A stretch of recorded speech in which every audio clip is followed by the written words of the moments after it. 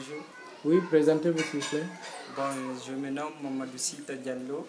Je suis victime lors des événements janvier-février 2007. Précisément à Koza, le mercredi 17 janvier. Je précise... 2007, n'est-ce pas? 2007, oui. J'ai été le premier victime de Koza.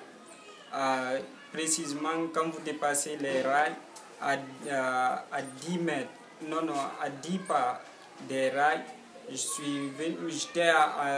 partais à Matoto, puisque j'étais parti chez un ami pour prendre son Game Boy. J'ai pris son Game Boy, après je partais pour Matoto, pour aller chercher une cassette de Game Boy. Après, quand je suis arrivé, quand j'ai dépassé à 10 pas des rails, j'ai trouvé, déjà il y avait des gendarmes qui étaient arrêtés là-bas, à 10 mètres de moi. Après, bon, ils ont commencé, il y avait des jeunes aussi qui étaient hostiles de les voir. Maintenant, quand je suis arrivé là-bas, j'ai trouvé qu'ils ont déjà commencé à faire du pagaille. Il y a un militaire qui m'a tiré dessus, un gendarme, puisque on se voyait face à face, à 10 mètres de moi. Il avait un kalachnikov avec un casque blanc. Lorsqu'il m'a tiré dessus, après, je suis retombé sur le cou. Maintenant... Il t'a touché où sur ton corps? Voilà. Ah, okay. Ici. Après, la balle a traversé la moelle épinière de l'autre côté. La balle est sortie directement. Maintenant, il y avait des jeunes qui étaient arrêtés à côté de moi. Ils m'ont pris, ils m'ont envoyé dans une clinique tout près. J'ai passé là-bas 3 heures. Maintenant, il y a comment dirais-je, la Croix-Rouge guinéenne qui m'a pris là-bas, toujours en me transférant dans une autre clinique de Koza. C'est là maintenant la Croix-Rouge qui est venue avec leur ambulance. Ils m'ont pris, ils m'ont envoyé à l'hôpital de Donka. À l'hôpital de Donka. Quand je suis arrivé à l'hôpital de Donka, ils ont fait des tests là-bas. Après, ils ont cousu là où la balle avait pénétré. Maintenant, on m'a envoyé au niveau du service la neurochirurgie, salle 1. C'est là qu'on m'a alité. Oui, et tu es resté combien de temps là? À l'hôpital de Donka.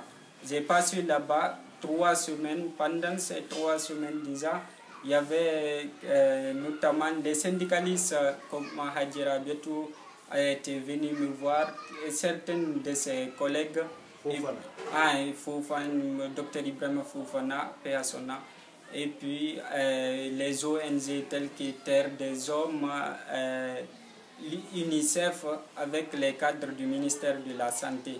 Même le ministère de la Santé était venu me voir là-bas. Le ministre en personne? Le ministre en personne, effectivement. Il était venu me voir à l'hôpital là-bas, puisque c'est lui, quand il a vu mon cas était très critique, je ne pouvais rien. En ce temps, on me disait que j'étais un tétraplégique, c'est-à-dire quelqu'un qui n'a pas la faculté de ses 4 membres, qui ne pouvait remuer que sa tête seulement. Maintenant, lui, il a jugé nécessaire de m'évacuer vers le Maroc. Avant qu'il m'évacue au Maroc, il y avait l'ONG Terre des Hommes qui avait envisagé déjà de m'évacuer vers la Suisse, mais du fait que le gouvernement a pris le cas, ils m'ont évacué vers le Maroc. Je précise déjà que l'ONG Terre des Hommes, cette ONG m'a aidé beaucoup, franchement, puisque elle m'apportait tellement de nourriture à l'hôpital de Donka. Et puis, c'est elle qui remboursait tous les frais que mes parents payaient de mon ordonnance qu'on me prescrivait pour moi. À l'hôpital Donka? À l'hôpital de Donka, oui. C'est l'ONG Terre des Hommes qui avait pris en charge de ça. Ce sont tes parents qui payaient ou bien c'est l'État qui donnait ça? Non, il y avait certaines choses, c'est l'État qui me donnait ça à la pharmacie de Donka.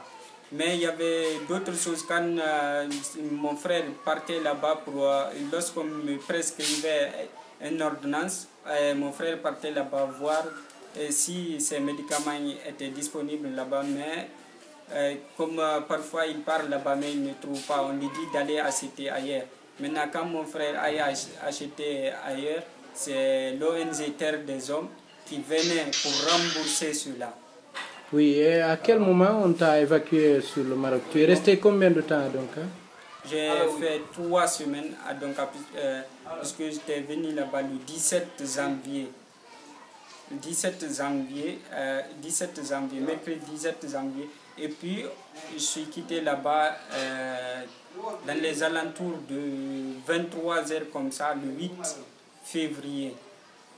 Le 8 février 2007. 2007, c'est-à-dire 3 semaines. Maintenant, quand on m'a pris, oui, maintenant on m'a dit qu'il faut maintenant que je parte au Maroc.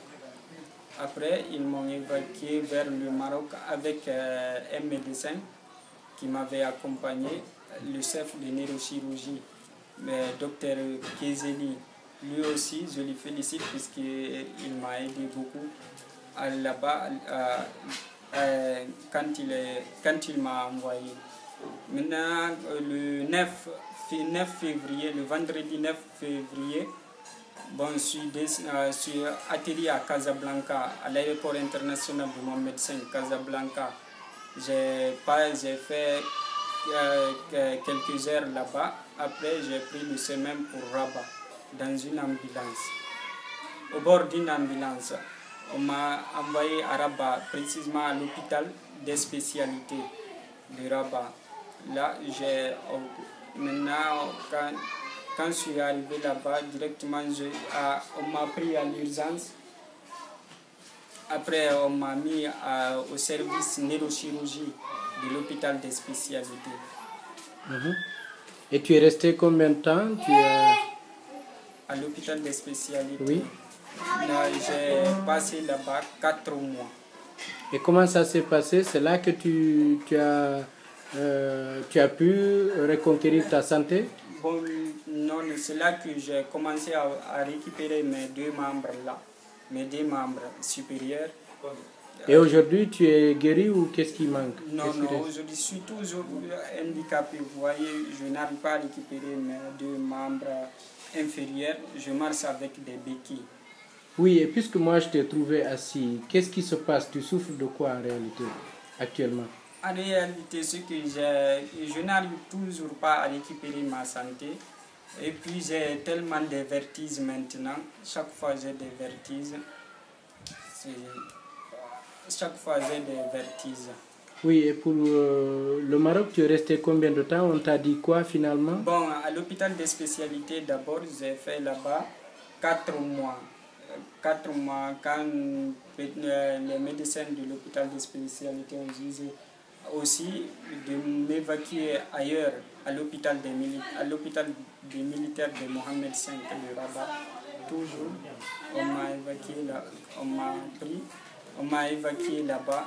Mais à l'hôpital des spécialités, là-bas, il y avait les étudiants qui me rendaient visite chaque fois, les étudiants guinéens résidant au Maroc qui me rendaient là-bas visite avec un monsieur Chérif, je ne sais pas quelle fonction il occupe là-bas, qui me rendait là-bas visite. Un des étudiants ou non, lui, ce n'est pas un étudiant, je ne sais pas, il ne travaille pas aussi à l'ambassade.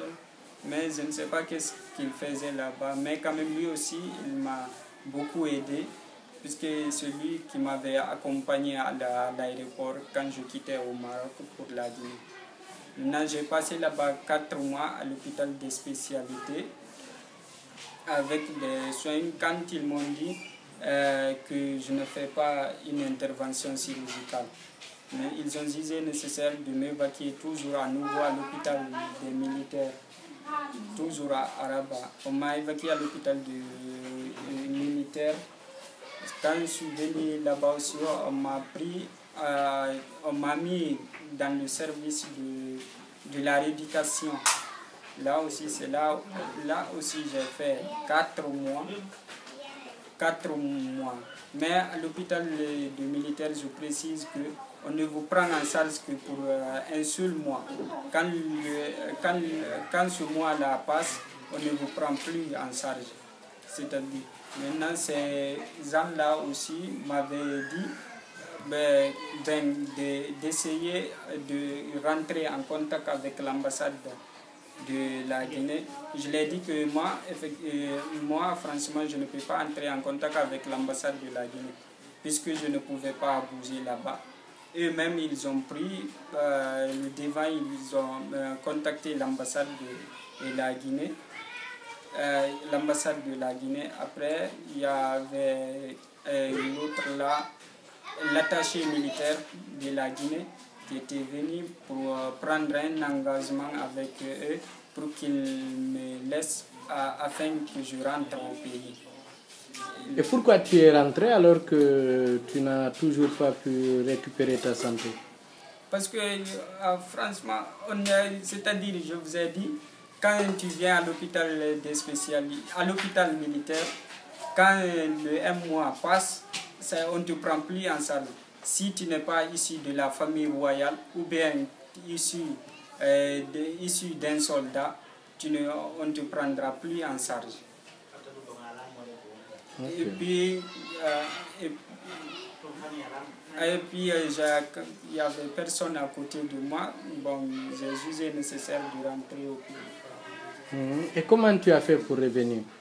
Bon, ça, les démarches sont faites ici même en Guinée par mes parents qui partaient souvent au ministère de la Santé,